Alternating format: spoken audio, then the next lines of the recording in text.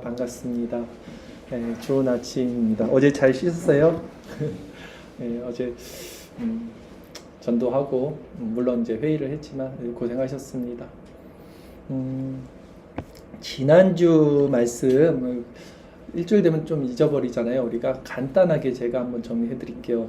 지난주 우리가 살펴본 내용 뭐였냐면 성부 하나님과 성자 하나님, 즉 예수님의 관계에 대해서 말씀을 전했는데, 이 두 분이 사랑의 관계 안에 있었다, 태초부터. 근데 그 사랑이라는 단어는 필레오라는 친구, 인격적 관계, 아가파오가 아닌 이제 필레오적 관계 안에 있었다. 기억나시죠? 그리고 우리도 이제 성령 안에서 이제 그리스도와 예수님과 이 필레오적 관계, 인격적 사랑의 관계에 들어간다. 그래서 예수님이 우리를 이제 너희를 종이라 하지 않고 뭐라 그랬죠? 친구라는 단어가요 필로스입니다. 이게 필로스가 필레오, 이 사랑과 어원이 같은 거예요, 같이. 그래서 이제 친구다. 그래서 우리도 그리스도 안에서 예수님과 인격적인 관계가 되고요. 그 사랑을 받으면 이제 우리는 아가페적인 사랑, 이타적이고 헌신적인 사랑을 이웃들에게 할 수 있다. 여기까지 전했습니다. 그리고 이어지는 본문이 오늘 이제 세 구절인데요. 그러므로 이제 예수님께서 말씀하시는 거예요. 아들을 공경하지 않는 자는 아버지를 공경하지 않는 것이다. 왜? 자신이 하나님이라고 이제 말씀하신 거잖아요.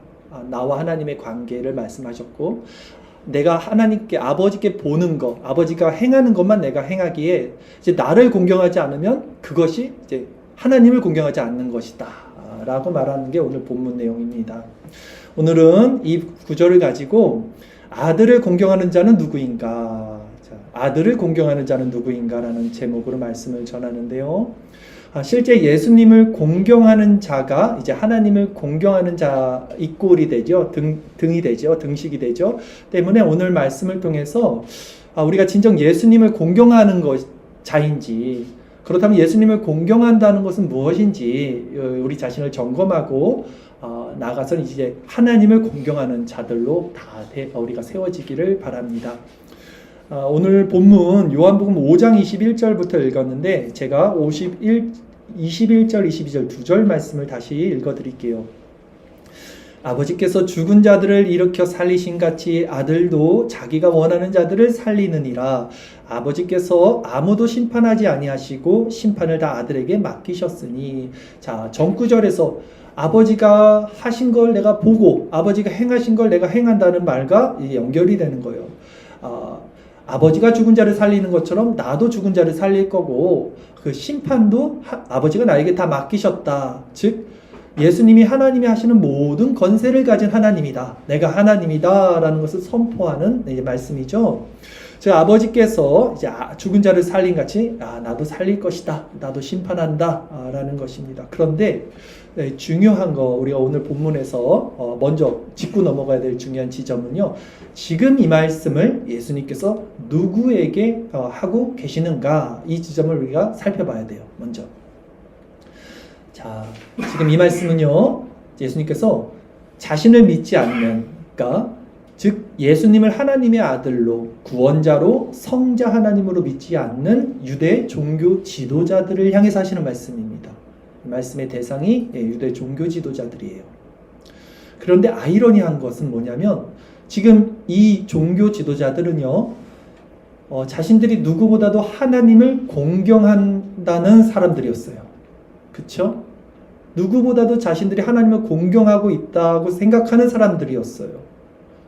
그러니까 지금 이 배경 가운데 우리가 살펴보면 38년 된 병자가 고침받은 걸 가지고 병이 난 거를 기뻐해야 됨에도 불구하고 왜 그 요를 들고 자리를 들고 몇 보 걸었냐, 왜 율법을 어겼냐, 그만큼 율법을 지키고 싶었던 사람들이고, 그 율법을 지키는 이유가 하나님을 공경하기 위해서였다는 거예요. 이 사람들은 하나님을 공경하는 사람들이었어요. 자기들도 그렇고. 그러나 예수님은 지금 어떻게 말씀하셨냐면, 그들에게 아들을 공경하지 않는 자는 하나님을 공경하지 않는다, 이렇게 말씀하신 거예요. 즉 그들은 예수님을 공경하지 않았잖아요. 예수님을 하나님의 아들로 인정하지 않았잖아요. 그러니까 너네들은 사실은 하나님을 공경하는 자들이 아니다 라고 말씀한 거예요. 그렇다면 이제 우리의 질문은 다음과 같습니다. 우리는 예수님을 공경하는 자인가? 이제 카메라를 우리에게 비춰야 돼요. 이 똑같은 지금 패턴, 이 원리가 있습니다. 이걸 기억하시고요. 그대로 이 카메라를 우리 자신에게 이제 적용해 볼게요. 본문에 이제 유대 종교 지도자들이 하나님을 공경하는 행위, 율법적 행위가 분명히 있었습니다. 그러나 실제 예수님을 공경하는 것은 아니었어요. 그리고 하나님을 공경하는 자가 아니었다는 거죠, 그것이. 그렇다면 우리는 지금, 우리 자신은 무슨 근거를 가지고 내가 지금 예수님을 공경한다고 말할 수 있는가라는 지점을 우리는 살펴볼 것입니다. 이 마태복음에 보면요, 예수님께서 이런 말씀을 하십니다. 지극히 작은 자 하나에게 한 것이 내게 한 것이다. 그러니까 소자에게 한 것이 내게 한 거예요. 그리고 지극히 작은 자 하나에게 하지 아니한 것이 내게 하지 아니한 것이다 라는 말씀하신 적이 있어요. 주일설교 말씀 구절 마태복음 25장 40절입니다. 임금이 대답하여 이르시되 내가 진실로 너희에게 이르노니 너희가 여기 내 형제 중에 지극히 작은 자 하나에게 한 것이 곧 내게 한 것이라 하시고, 또 마태복음 5장 45절 이에 임금이 대답하여 이르시되 내가 진실로 너희에게 이르노니 이 지극히 작은 자 하나에게 하지 아니한 것이 곧 내게 하지 아니한 것이니라 하시니리, 이렇게 말씀하신 적이 있죠. 여기서 그렇다면 우리는 이제 하나의 원리를 발견하게 됩니다. 하나의 패턴을 발견하게 돼요. 즉 예수님께 한 것이 지금 하나님께 한 거라고 예수님 본문에서 말씀하셨죠. 그리고 마태복음에서 이제 지극히 작은 자 하나, 이제 소자라고 우리가 하죠. 작은 자, 소자에게 한 것이 또 예수님께 한 것이다라는 말씀을 우리가 알 수 있습니다. 다시 말해서 하나님과 예수님과 소자를 공경하는 마음의 본질이 같다는 거예요, 지금.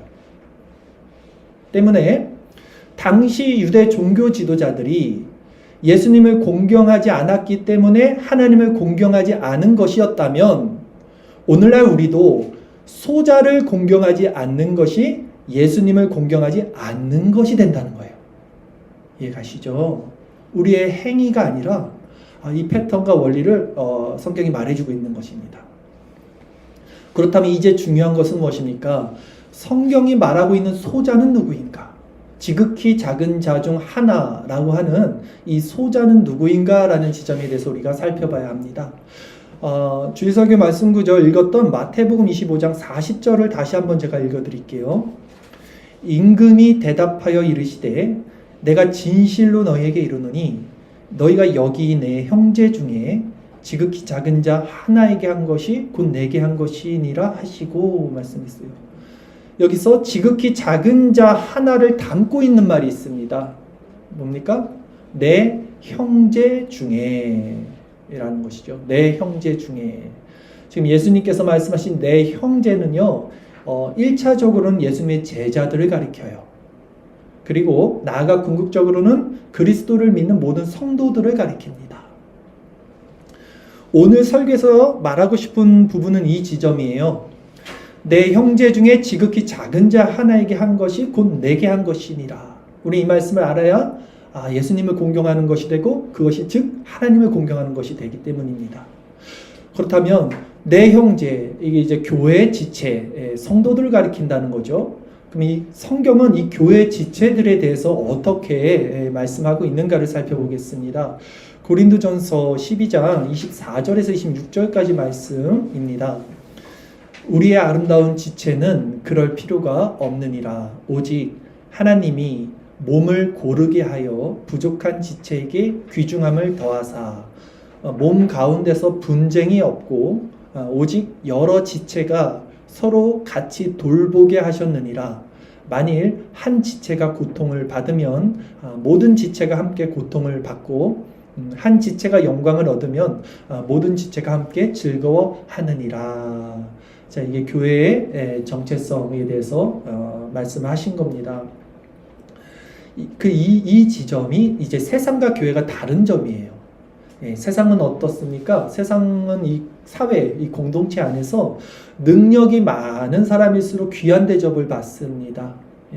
그러나 교회는요, 부족한 지체에게 귀중함을 더하사라고 말씀했어요. 부족한 지체에게 귀중함을 더하사 왜 귀중함을 더합니까? 몸 가운데 분쟁이 없게 하시고 오히려 약하게 보이는 지체가 더욱 요긴하다라는 말씀도 있죠. 왜냐면 각자가 맡겨진 일들이 달라요. 이게 우리 몸을 생각하면 그대로 됩니다. 몸에서 뭐 힘이 센 건 오른손, 뭐 오른발 이런 거 아닙니까? 그러나 그 지체만 중요한 건 아니잖아요. 뭐 새끼 발가락, 예를 들면 뭐 새끼 손가락 굉장히 약하고 필요 없을 것 같지만 하나 없어 보세요. 균형 못 잡을걸요. 새끼 발가락 없으면 걷지도 못할 거예요. 그러니까 굉장히 미천하게 보이고 작아 보이지만 사실 그렇지 않다. 이 교회는 그렇게 각자 맡겨진 그 일들이 있기 때문에 그것을 서로 돌보는 것이다. 지체가. 이렇게 말씀하는 거예요. 고린도전서 12장 17절 이하 말씀을 한번 더 읽어드릴게요. 만일 온 몸이 눈이면 듣는 곳은 어디며 온 몸이 듣는 곳이면 냄새 맡는 곳은 어디냐. 그러나 이제 하나님이 그 원하시는 대로 지체를 각각 몸에 두셨으니 만일 다 한 지체뿐이면 몸은 어디냐. 이제 지체는 많으나 몸은 하나라. 눈이 손더러 내가 너를 쓸 데가 없다 하거나 또한 머리가 발더러 내가 너를 쓸 데가 없다 하지 못하리라. 그뿐 아니라 더 약하게 보이는 몸의 지체가 도리어 요긴하고 우리가 몸에 덜 귀히 여기는 그것들을 더 귀한 것들로 입혀주며 우리의 아름답지 못한 지체는 더욱 아름다운 것을 얻느니라. 아멘. 자, 그러기에 교회는 각자가 가지고 있는 좋은 점들, 하나님이 맡겨주신 그런 은사들이 있습니다. 그것을 통해서 합력하여 선을 이루는 이제 사랑의 공동체, 하나의 생명 공동체가 되는 거예요. 이 세상과는 다릅니다. 세상은 힘의 원리죠. 센 자가 앞에 나가고 약한 자는 그냥 뒤에 처져 있을 수밖에 없어요. 그러나 교회는 그렇지 않다. 그렇다면 이제 여기서 한 가지 더 생각해 볼게요. 예수님께서 지금 말씀하신 이 소자의 의미는 단지 이 교회 안에만 국한되는가? 내 형제 중에 지극히 작은 자 하나라고 했어요. 분명히 교회에 대한 말씀입니다. 그러면 이 말씀은 교회 밖에 있는 자연인들이라고 하죠. 일반 우리 이웃들에게는 제외되는 말씀인가? 라는 지점을 우리 살펴봐야 합니다. 성경은요, 교회 안에 있는 성도들 뿐만 아니라 모든 사람들에게 선을 행하라 라고 일관적으로 말씀을 전합니다. 말씀 구절 세 구절을 쭉 살펴보겠습니다. 마태복음 5장 44절부터 제가 한번 읽어드릴게요. 나는 너희에게 이르노니 너희 원수를 사랑하며 너희를 박해하는 자를 위하여 기도하라. 이같이 한즉 하늘에 계신 너희 아버지의 아들이 되리니 이는 하나님이 그 해를 악인과 선인에게 비추시며 비를 의로운 자와 불의한 자에게 내려주심이라. 너희가 너희를 사랑하는 자를 사랑하면 무슨 상이 있으리요? 세리도 이같이 아니하느냐. 또 너희가 너희 형제에게만 무난하면 남보다 더하는 것이 무엇이냐. 이방인들도 이같이 아니하느냐. 그러므로 하늘에 계신 너희 아버지 온전하신가 같이 너희도 온전하라. 로마서 12장 16절이야. 서로 마음을 같이 하며 높은 데 마음을 두지 말고 도리어 낮은 데 처하며 스스로 지혜 있는 채 하지 말라. 아무에게도 악을 악으로 갚지 말고 모든 사람 앞에서 선한 일을 도모하라. 할 수 있거든 너희로서는 모든 사람과 더불어 화목하라. 데살로니가전서 5장 15절. 삼가 누가 누구에게든지 악을 갚지 말게 하고 서로 대하든지 모든 사람을 대하든지 항상 선을 따르라. 때문에 우리는 우선적으로는 이제 교회 안에 있는 지체들을 사랑하고 섬겨야 합니다. 근데 나가서는 세상에 있는 모든 자들에게도 할 수 있거든 선을 행하고 그렇게 해야 하는 것이죠. 갈라디아서 6장 10절에 이 구절을 정확히 다시 한번 말씀해 주는 구절이 있어요. 모든 이에게 착한 일을 하되 더욱 믿음의 가정들에게 할지니라. 그렇죠? 이 우선순위가 있는 거예요. 사랑의 우선순위. 모든 일에게 착한 일을 하되 더욱 믿음의 가정, 교회 안에 있는 지체들에게 하라라는 것입니다. 자, 여러분 할 수 있거든 모든 사람과 더불어 화목하시고 누구에게든 악을 갚지 말고 항상 선을 따르는 자들이 되십시오. 그리고 교회 안에 있는 지체들에게 더욱 그렇게 하는 자들이 되십시오. 이것이 예수님을 공경하는 거예요. 그리고 이것이 이제 하나님을 공경하는 자의 모습이다는 것입니다. 그렇다면 이제 다시 우리 모습을 한번 돌아볼게요. 우리 모습을 한번 살펴보고 생각해 봅시다. 자, 우리는 원수를 사랑하며 우리를 박해하는 자들을 위해 기도하고 또 교회 안의 지체들에게는 더욱 끌어하며 그 중에 연약한 지체에게는 더욱 사랑하는 그런 마음을 가졌습니까? 오히려 우리 안에는요, 나 자신을 먼저 생각하고요, 나에게 피해가 오지 않으면 뭐 좋아요 라고 말할 수 있겠지만, 나에게 피해를 주는 자가 있다면 세상에서는 그 뭐 가차 없고 교회 지체들이라도 나에게 피해가 온다면 그 자를 꺼려하거나 회피하려고 하죠. 죄의 속성은요, 이렇게 감추고 회피를 하는 것입니다. 죄성은요, 나에게 피해가 되는 일에 본능적으로 그것을 회피하고 그걸 덮어요. 자기 합리화를 합니다. 그리고 이것이 죄가 가진 성질이에요. 그렇다면 지금 소자를 사랑하는 일이죠. 즉 이웃과 형제를 사랑하는 마음이 있어야 그리스도를 공경하는 것이고 하나님을 공경하는 것이라면, 그 소자를 사랑하는 이 마음은 도대체 우리 안에 어떻게 일어나는가? 이것이 핵심이겠죠. 이제 성경에 보면요, 하나님을 이제 공경한다고 하는 사람들이 또 등장을 합니다. 강도 만난 자 아시죠? 선한 사마리아인 비유. 이제 거기 나오는 등장인물 중에 제사장들이 나오고 레위인들이 나와요. 근데 이들은 다 하나님을 공경하는 사람들, 예배를 집례하는 사람들이잖아요. 근데 이 사람들이 하나님을 공경하기 위해서 길을 가다 강도 만난 사람을 봤어요. 거반 죽은 자라고 그래 성경에 그러죠. 근데 죽어가는 자를 대하는 태도의 모습들이 나와요. 그들의 반응과 태도는 한마디로 회피였습니다. 회피였어요. 명분은 하나님께 예배 드리러 간다는 게 명분이었죠. 율법에 그 피 만지고 하면 안 되니까, 나 예배가 중요하니까 미안해, 진짜 미안해, 이해해줘야, 이렇게 간 거예요. 명분은 그렇지만 실상은 자신에게 피해가 되기 때문이었어요. 회피였습니다. 그러나 사마리아인은 그렇게 하지 않았어요. 강도 만난 자를 지극히 돌봐줬어요. 그러면 사마리아인은 어떤 마음이 있었길래 그 안에 이 강도 만난 자를 도울 수 있었을까? 1절에도 한번 설교를 했지만 저는 그렇게 생각이 들었습니다. 사마리아인의 정체성 자체가 소외받은 정체성이에요. 사마리아인들은 유대인들에게 손가락질, 개 취급당한 민족이었죠. 그러니까 자신 안에 소외받는 마음이 뭔지 아는 거죠. 즉 힘든 처지에 있는 자였기 때문에 강도 만난 자의 마음을 알 수 있다. 다시 말해서 소자가 소자를 위로할 수 있다는 것입니다. 소자가 소자를 위로할 수 있다. 왜냐하면 소자에게는 소자의 마음이 있기 때문이죠. 때문에 예수님은요, 소자가 되어서 이 땅에 오신 분이세요. 예수님은 가장 높으신 분, 지극히 높으신 분인데 가장 낮고 가장 천한 모습, 소자의 모습으로 이 땅에 오셨죠. 가장 섬김을 받으셔야 하는 분임에도 마땅하고 자신이 가장 섬기셨어요. 제자들의 발을 씻기는 종의 모습까지 보여주시면서 소자의 모습이 되어 이 땅에 오신 것이 바로 우리 예수님이십니다. 왜 그러셨어요? 우리를 체휼하시고 우리를 위로하실 수 있기에 이제 인간의 모습으로 오고 그렇게 낮은 자의 모습으로 임하신 것입니다.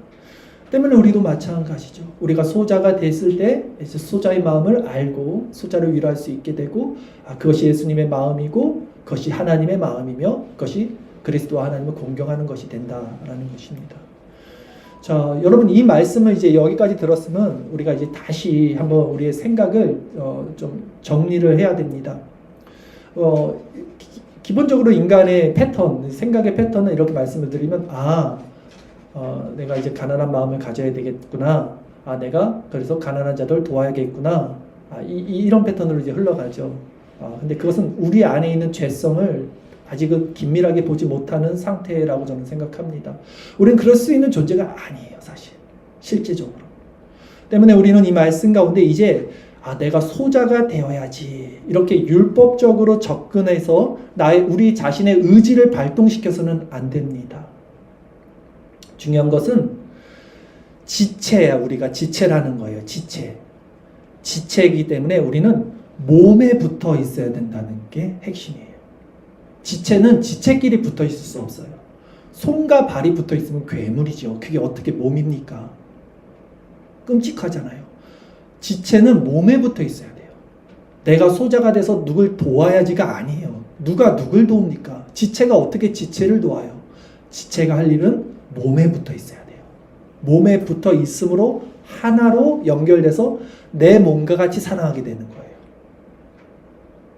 몸은 누굽니까? 머리된 그리스도의 교회입니다. 머리된 그리스도의 교회. 즉 오직 머리된 그리스도의 몸인 교회에 붙어 있을 때만 우리는 사랑할 수 있게 되죠. 즉 그리스도께 붙어 있다는 거예요. 그러기에 오히려 내가 지체를 사랑할 수 없다는 것을 우리는 봐야 돼요. 내가 행할 수 없다. 우리는 자꾸 위선을 떨어요.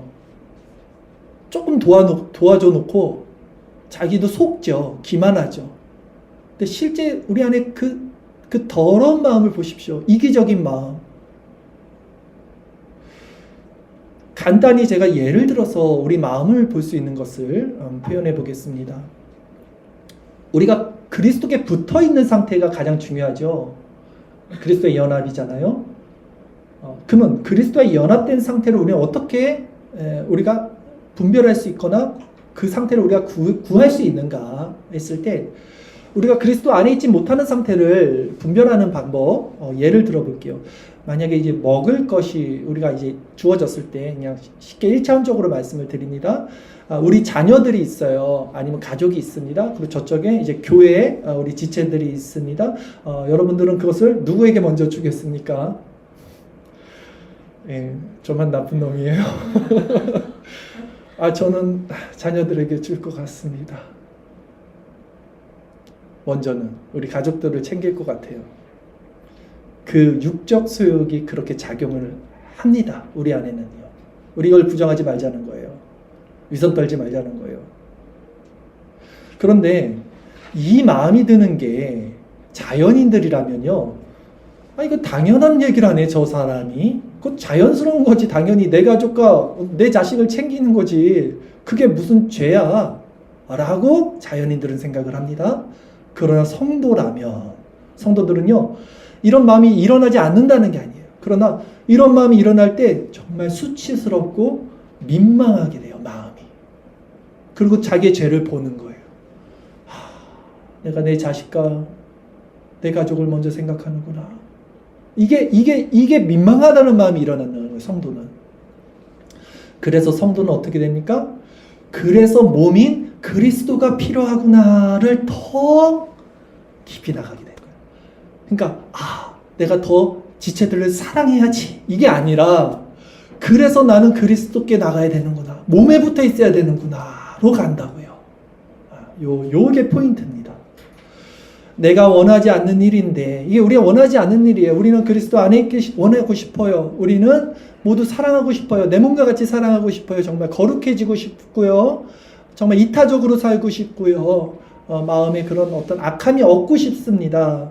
그러나 내 안에 육적 본성이 나를 끌고 가는 것을 보는 게 성도예요. 나는 성령의 소유 가운데 사는 게 정말 좋은데 왠지 모르게 계속 육적인 소유 가운데 내 눈과 내 생각과 내 마음과 내 행동이 저절로 끌려가는 것을 보게 되는 것이 비참한 우리 성도들의 모습입니다. 자연인들은 보지 못한다니까요.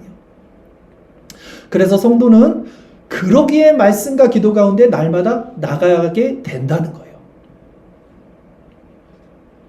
그렇게 주님 안에 있을 때만 왜? 숨 쉴 수 있으니까. 바르게 살 수 있으니까. 바르게 행할 수 있으니까 그렇게 된다는 것이죠. 그때에만, 그러니까 주님의 어떤 말씀을 우리가 들을 때에만, 주님의 성령의 역사가 내 마음에 있을 때에만, 내가 주님과 이렇게 연결되어 있을 때에만 실제적으로 성령의 소욕이 육체 소욕을 지배하게 되고 우리가 하나님 안에서 생명 있게 살아간다는 것을 이들이 아니까 은혜 방편을 추구한다고요. 그 원리 가운데 말씀을 사모하고 기도 가운데 나가게 된다는 거죠. 그때에만 이제 내 가족이 중요한 것처럼 교회 안에 있는 모든 지체들도 동일한 마음으로 소중하게 여기고 사랑하게 되는 거예요. 절대 이게 아니면 인간의 힘으로 이뤄낼 수 있는 것이 아닙니다. 여러분, 위서 떨면 안 돼요. 우리는 인간들은 이것을 흉내낸단 말이에요. 흉내. 스스로 하려고 이 사랑까지도 자기가 한다고 흉내냅니다. 그러면 결국 위선자가 되고요. 외식하는, 행위는 있더라도 외식하는 종교인들이 됩니다. 그게 바로 본문의 바리새인들, 우리 아까 나온 예시, 그 선한 사마리아인 예시에 나왔던 종교 지도자들의 모습과 똑같은 거예요. 그러기에 오히려 지금 이런 마음들이 드러나서 여러분, 내 모습의 비참함과 수치가 드러나는 것은 은혜입니다. 이게 드러나지 못하면 자기는 괜찮은 사람인 줄 알아요. 인간이 계속해서 나는 지금 하나님의 말씀과 율법을 지켜 행하고 이웃을 사랑한다고 생각을 합니다. 그러니까 내가 자꾸 뭘 하려고 하지 말고 그 수치를 그래서 스스로 덮으려고 하지 말고 감추려고 하지 말고 그 수치와 그 비참함을 가지고 그리스도께 나가야 된다는 말씀을 드리는 거죠. 말씀과 기도 가운데 그리스도께 나가면 이제 성령께서 우리 육체가 원하는 것을 따르지 않는 새로운 마음과 힘을 주십니다. 이걸 맛보는 거예요. 우리는 매 실시간 맛보는 거죠. 실시간. 그래서 예수님이 말씀하시는 거예요. 나를 떠나서 정말 너희들은 아무것도 할 수 없어. 이게 세상 사람들에게 말한 게 아니잖아요. 제자들에게 말한 거잖아요. 정말 나를 떠나서는 아무것도 할 수 없어. 이 실시간 말씀과 기도, 은혜의 방편이 항상 우리에게 이 장치가 되어 있는 거예요. 너무 귀한 거예요. 그 시간만이라도 우리가 그 자리에 있음으로써 하나님과 연결될 수 있잖아요. 그런 장치까지 없으면 우리는 자연스럽게 오토매틱으로 이상한 생각하고 나쁜 생각하고 나쁜 행동하고 얼마나 끔찍한 모습이 또 되겠습니까? 때문에 우리가 소자를 사랑하는 마음, 이 핵심은 이제 두 가지로 정리할 수 있습니다. 첫째는 무엇입니까? 내가 그리스도 안에 있는 상태인가를 분별할 수 있는 지점이라고 했어요. 근데 인간의 마음은 심히 부패해서요, 스스로 자신에게 속고 있기 때문에 이거를 분별할 수가 없습니다. 다 자기는 하나님 믿고 있다고 생각한단 말이죠.